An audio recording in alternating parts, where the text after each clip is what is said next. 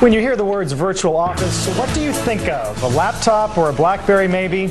I bet desks and break rooms probably never even crossed your mind. But virtual offices are quickly becoming a solution for small businesses that want to enter new markets, but without the high costs. In this morning's Wall Street Journal, small business editor Wendy Bounds took a look at a few of the companies that offer those kinds of offices, and she joins us here this morning. This is like smoke and mirrors, like trying to look like you're everywhere when you're really not, right? Right, like you have a space when you don't. I mean, as you know, having office space is one of the most expensive things a small business has to do. It can be a noose around their neck if they're not careful to sign a long-term lease.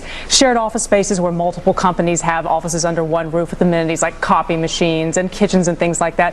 That's been around for a while. Now they're pushing, Carl, as you said, virtual services where small businesses for a smaller fee, $150, $350 a month, can get an address and a telephone number in a market, maybe where they're expanding, but have no physical space at all or rent space temporarily. If you need the space, you can get it by appointment, but right. Otherwise you just have your phone line and maybe a fax number. Right, and it shows that you have a presence. Like a law firm, for instance, that is expanding out into California. Let's say they're based in the Northeast. They don't want to spend to have to sign a five-year lease. They know they want to have a place where their clients can go and meet. They could have their attorney work at home, but when he needs a place to go, then he can, like you said, make an appointment and go use the space that day. What I like about this story is it really points to companies. We talk so much about CapEx and how companies are nervous about investing a lot, especially in new markets. This is a way to get a toehold, but not necessarily commit, as you say, 5 year, 1 year. 1 year. I mean, you can even do this for a month. And think about it. We're in a global economy. You want to set up a business presence in Spain. You can have,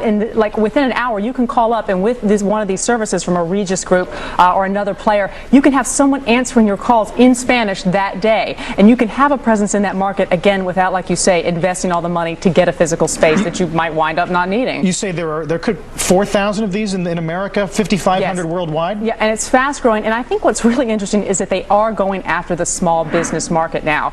And I think that, again, this was something in the old days people used to kind of shy away from shared office concept. They thought it wasn't real office space. We've got a mobile workforce. We've got all these wireless tools. And we have small businesses now who really are starting to take advantage of this because they say we can be everywhere without having to pay, to pay the cost. Some of the drawbacks, I guess, would be if, in fact, you can't manage to get space on the time you want it. Right. And some of these fees over time, I imagine the more services you want, the more those fees add up. That's an excellent point because it's not as if every fax that you send is included in that monthly fee. You have to pay extra for the faxing, for the copying. And let's say you have someone down the hall, who's making a lot of noise, someone like a Liz Clayman who likes to play her music while she's oh, you don't working, even know. Or something like that.